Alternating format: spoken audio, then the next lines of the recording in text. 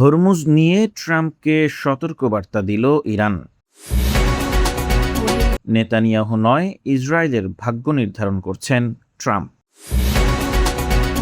ট্রাম্পের সময় শেষ হয়ে আসছে, আইআরজিসির কড়া বার্তা।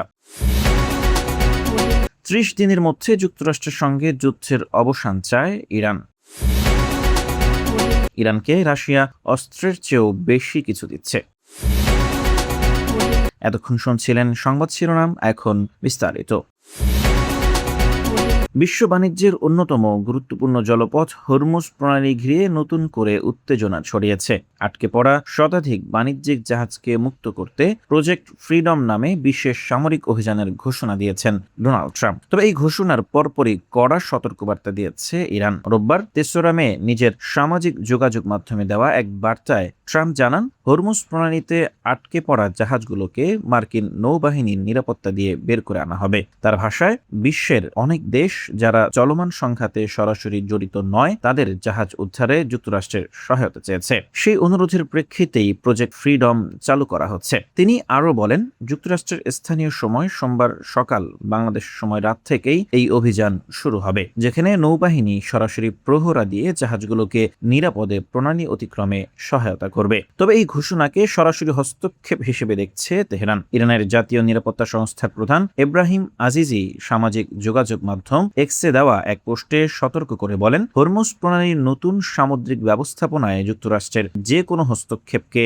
যুদ্ধবিরতির লঙ্ঘন হিসেবে বিবেচনা করা হবে। বিশ্লেষকদের মতে এই পাল্টাপাল্টি অবস্থান পরিস্থিতিকে আরো জটিল করে তুলেছে, কারণ ১৬৭ কিলোমিটার দীর্ঘ হরমুজ প্রণালী দিয়ে বিশ্বের প্রায় ১/৫ তেল ও জ্বালানি পণ্য পরিবহন হয়। ফলে এখানে যে কোনো উত্তেজনা সরাসরি বৈশ্বিক জ্বালানি বাজার ও অর্থনীতিতে প্রভাব ফেলতে পারে। উল্লেখ্য, গত ২৮ ফেব্রুয়ারি যুক্তরাষ্ট্র ও ইসরায়েলের সঙ্গে সংঘাত শুরু হওয়ার পর থেকেই এই প্রণালীতে অবরোধ জারি করে ইরান। এর ফলে হরমুজ ও সংলগ্ন আরব উপসাগরীয় অঞ্চলে শতাধিক জাহাজ আটকা পড়ে আছে। এই পরিস্থিতিতে যুক্তরাষ্ট্রের প্রজেক্ট ফ্রিডম একদিকে যেমন আন্তর্জাতিক বাণিজ্য সচল করার প্রচেষ্টা হিসেবে দেখা হচ্ছে, অন্যদিকে ইরানের কড়া অবস্থানের কারণে এটি নতুন করে সামরিক সংঘাতের ঝুঁকিও তৈরি করছে। সব মিলিয়ে প্রশ্ন উঠছে, হরমুজ এই অভিযান কি সত্যি জাহাজ উদ্ধারের মিশন, নাকি এটি মধ্যপ্রাচ্যে আরো বড় সংঘাতের সূচনা হতে যাচ্ছে? এরপর জানবেন, মধ্যপ্রাচ্যের চলমান সংঘাত ঘিরে নতুন এক বাস্তবতা সামনে আসছে। ইসরায়েলের যুদ্ধ সংক্রান্ত গুরুত্বপূর্ণ সিদ্ধান্তগুলো এখন আর শুধু তেল আবিবে নেওয়া হচ্ছে না, বরং সেগুলোর বড় অংশ নির্ধারিত হচ্ছে ওয়াশিংটন থেকে। এই পরিস্থিতি ইসরায়েলের অভ্যন্তরীণ রাজনীতিতে নতুন বিতর্কের জন্ম দিয়েছে। যুদ্ধের শুরুর দিকে প্রধানমন্ত্রী বেনিয়ামিন নেতানিয়াহু যুক্তরাষ্ট্রকে পাশে পেয়ে আত্মবিশ্বাসী ছিলেন। তার ধারণা ছিল, ওয়াশিংটনের সহায়তায় ইরানের মতো আঞ্চলিক শক্তির বিরুদ্ধে বড় ধরনের কৌশলগত সাফল্য অর্জন সম্ভব হবে। কিন্তু সময়ের সঙ্গে সঙ্গে যুদ্ধের বাস্তবতা বদলে গেছে। এখন ইসরায়েলি রাজনৈতিক ও সামরিক মহলে প্রশ্ন উঠছে, নেতানিয়াহুর হাতে আদৌ কতটা সিদ্ধান্ত গ্রহণের ক্ষমতা রয়েছে।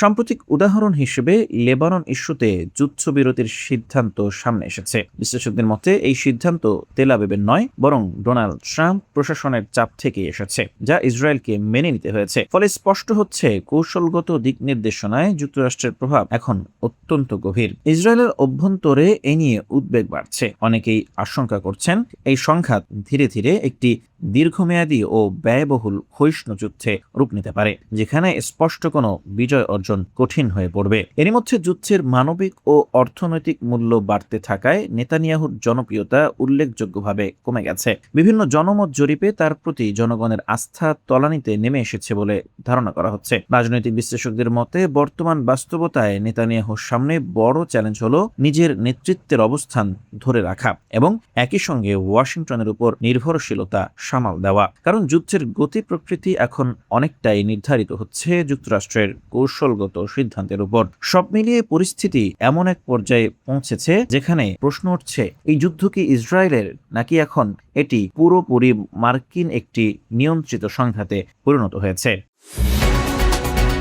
এরপর জানবেন, মধ্যপ্রাচ্যের চলমান উত্তেজনার মধ্যে নতুন করে আলোচনা এসেছে ইসলামী বিপ্লবী গার্ড কর্পস বা আইআরজিসির একটি বক্তব্য। সংস্থাটি গোয়েন্দা শাখা দাবি করেছে, বর্তমান ভূ রাজনৈতিক বাস্তবতায় যুক্তরাষ্ট্রের এর সিদ্ধান্ত নেওয়ার সুযোগ আগের তুলনায় অনেকটাই সংকুচিত হয়ে পড়েছে। রোববার ৩রা মে সামাজিক যোগাযোগ মাধ্যম এক্সে দেওয়া এক পোস্টে আইআরজিসি জানায়, সাম্প্রতিক কূটনৈতিক পরিবর্তনগুলো ওয়াশিংটনকে এক ধরনের কোণঠাসা অবস্থায় ঠেলে দিয়েছে। তাদের মতে আন্তর্জাতিক অঙ্গনে দ্রুত বদলে যাওয়া শক্তির সমীকরণ এখন যুক্তরাষ্ট্রের উপর নতুন চাপ তৈরি করছে। আইআরজিসি তাদের বক্তব্যে কয়েকটি গুরুত্বপূর্ণ কারণ উল্লেখ করেছে। এর মধ্যে রয়েছে ইরানের পক্ষ থেকে মার্কিন নৌ অবরোধ প্রত্যাহারের জন্য নির্ধারিত সময়সীমা বা আলটিমেটাম, পাশাপাশি রাশিয়া, চীন এবং ইউরোপীয় দেশগুলোর নীতিগত অবস্থানে পরিবর্তন। তাদের দাবি, এই পরিবর্তনগুলো একসঙ্গে যুক্তরাষ্ট্রের কৌশলগত পরিসরকে সীমিত করে ফেলছে। বিবৃতিতে আরও বলা হয়, বর্তমান পরিস্থিতিতে ডোনাল্ড ট্রাম্প প্রশাসনের সামনে মূলত দুটি কঠিন পথ খোলা রয়েছে। প্রথমত, ইরানের বিরুদ্ধে একটি বড় ধরনের সামরিক পদক্ষেপ নেওয়া, যা আইআরজিসির ভাষায় অসম্ভবের কাছাকাছি, অথবা দ্বিতীয়ত, তেহরানের সঙ্গে এমন একটি সমঝোতায় পৌঁছানো যা ওয়াশিংটনের জন্য রাজনৈতিকভাবে অস্বস্তিকর হতে পারে। বিশ্লেষকদের মতে এই ধরনের বক্তব্য কেবল সামরিক বার্তা নয়, বরং এটি একটি কৌশলগত মনস্তাত্ত্বিক চাপও তৈরি করে। এর মাধ্যমে ইরান আন্তর্জাতিক মহলে নিজেদের অবস্থান শক্তিশালী হিসেবে তুলে ধরতে চায় এবং একই সঙ্গে যুক্তরাষ্ট্রকে আলোচনার টেবিলে প্রভাবিত করার চেষ্টা করে। উল্লেখ্য, সাম্প্রতিক সময়ে মধ্যপ্রাচ্যে উত্তেজনা, বিশেষ করে হরমুজ প্রণালী ঘিরে সংঘাত এবং নৌ অবরোধ ইস্যুতে দুই দেশের মধ্যে বিরোধ তীব্র আকার ধারণ করেছে। এই প্রেক্ষাপটে আইআরজিসির এমন মন্তব্য পরিস্থিতিকে আরো জটিল করে তুলতে পারে বলে মনে করছেন পর্যবেক্ষকরা। সব মিলিয়ে প্রশ্ন উঠছে, যুক্তরাষ্ট্র কি সত্যি কৌশলগতভাবে সীমিত হয়ে পড়েছে, নাকি এটি ইরানের পক্ষ থেকে চাপ তৈরির আরেকটি কূটনৈতিক কৌশল? আরও জানবেন, মধ্যপ্রাচ্যের উত্তপ্ত ভূ রাজনীতিতে নতুন মোড় নিয়েছে কূটনৈতিক তৎপরতা। ইরান এবার যুক্তরাষ্ট্রের কাছে একটি বিস্তৃত 14 দফা দাবি প্রস্তাব পেশ করেছে, যেখানে আগামী 30 দিনের মধ্যে দুই দেশের দীর্ঘদিনের অমীমাংসিত বিরোধ নিষ্পত্তির আহ্বান জানানো হয়েছে। বিশ্লেষকদের মতে এটি শুধু একটি প্রস্তাব নয়, বরং চাপ প্রয়োগের কৌশল হিসেবেও দেখা হচ্ছে। ইরানের আধা সরকারি সংবাদ মাধ্যম নূর নিউজ জানিয়েছে, এই পরিকল্পনার মূল লক্ষ্য হল চলমান ভঙ্গুর যুদ্ধবিরতিকে স্থায়ী শান্তি চুক্তিতে রূপ দেওয়া। গত কয়েক সপ্তাহ ধরে টিকে থাকা এই যুদ্ধবিরতি যে কোনো সময়ে ভেঙে পড়ার আশঙ্কা থাকায় তেহরান এখন একটি দীর্ঘমেয়াদী সমাধানের পথে অগ্রসর হতে চাইছে। প্রস্তাবের মূল দাবিগুলোর মধ্যে সবচেয়ে গুরুত্বপূর্ণ হচ্ছে ইরানের উপর আরোপিত সব ধরনের মার্কিন অর্থনৈতিক নিষেধাজ্ঞা প্রত্যাহার, পারস্য উপসাগরীয় অঞ্চলে আরোপিত নৌ অবরোধের সম্পূর্ণ অবসান এবং মধ্যপ্রাচ্য থেকে মার্কিন সেনা উপস্থিতি কমানো বা প্রত্যাহার। এছাড়া আঞ্চলিক নিরাপত্তার প্রশ্নে লেবাননে ইসরায়েলের সামরিক অভিযান বন্ধের দাবিও এই প্রস্তাবে গুরুত্ব পেয়েছে। বিশ্লেষকদের ভাষায় এই 14 দফা প্রস্তাবটি মূলত ওয়াশিংটনের দেওয়া আগের 9 দফা পরিকল্পনার পাল্টা জবাব। সেই পরিকল্পনায় যুক্তরাষ্ট্র ইরানের পারমাণবিক কর্মসূচির উপর কঠোর নিয়ন্ত্রণ আরোপ এবং ইউরেনিয়াম সমৃদ্ধকরণ সীমিত করার মতো শর্ত দিয়েছিল, যা তেহরান অযৌক্তিক বলে প্রত্যাখ্যান করে। যদিও ডোনাল্ড ট্রাম্প সম্প্রতি ইরানের একটি প্রস্তাব সরাসরি নাকচ করেছিলেন, তবুও দুই দেশের মধ্যে কূটনৈতিক যোগাযোগ পুরোপুরি বিচ্ছিন্ন হয়নি, বরং বিভিন্ন পর্যায়ে আলোচনা চালু রয়েছে, যা প্রমাণ করে উভয় পক্ষই এখনো দর কষাকষির পথ খোলা রাখতে চাইছে। এই কূটনৈতিক প্রক্রিয়ায় গুরুত্বপূর্ণ ভূমিকা পালন করছে ওমান। দেশটি দীর্ঘদিন ধরে দুই পক্ষের মধ্যে মধ্যস্থতাকারী হিসেবে কাজ করে আসছে। এরই ধারাবাহিকতায় ইরানের পররাষ্ট্রমন্ত্রী আব্বাস আরাকচি সম্প্রতি ওমানের পররাষ্ট্রমন্ত্রী বদর আল বুসাইদের সঙ্গে ফোন আলাপ করেছেন। এতে চলমান সমালোচনা এগিয়ে নেওয়ার বিভিন্ন দিক নিয়ে কথা হয়েছে এবং জানা গেছে বিষয়টি। সর্বশেষ জানবেন, মধ্যপ্রাচ্যে ইরানকে ঘিরে যুক্তরাষ্ট্র ও ইসরায়েলের সঙ্গে চলমান উত্তেজনার মধ্যে রাশিয়ার অবস্থান আবারও আলোচনার কেন্দ্রে উঠে এসেছে। ইরানের পররাষ্ট্রমন্ত্রী আব্বাস আরাকচির সাম্প্রতিক মস্কো সফর এই প্রশ্নকে আরও জোরালো করেছে। সংঘাতের এই জটিল সমীকরণে রাশিয়া আসলে কি ভূমিকা নিতে চায়? বিশেষজ্ঞদের মতে এই সফর মোটেও অপ্রত্যাশিত নয়। ইরান ও রাশিয়ার মধ্যে সাম্প্রতিক বছরগুলোতে কৌশলগত সম্পর্ক গভীর হয়েছে, তবে মস্কো সরাসরি সংঘাতে জড়ানোর বদলে কূটনৈতিক ভারসাম্য বজায় রাখার পথে হাঁটছে। একদিকে সংঘাত দীর্ঘায়িত হলে তেলের দাম বৃদ্ধি বা বৈশ্বিক মনোযোগ অন্যদিকে সরিয়ে নেওয়ার মতো কিছু স্বল্পমেয়াদী সুবিধা রাশিয়া পেতে পারে, কিন্তু দীর্ঘমেয়াদে তা তাদের জন্য ঝুঁকিপূর্ণ বলেই মনে করা হচ্ছে। রাশিয়া বুঝতে পারছে দীর্ঘ যুদ্ধ না হলেও শুধু মধ্যপ্রাচ্যে নয়, বৈশ্বিক অর্থনীতিকেও বড় ধাক্কা দিতে পারে এই দীর্ঘ যুদ্ধ।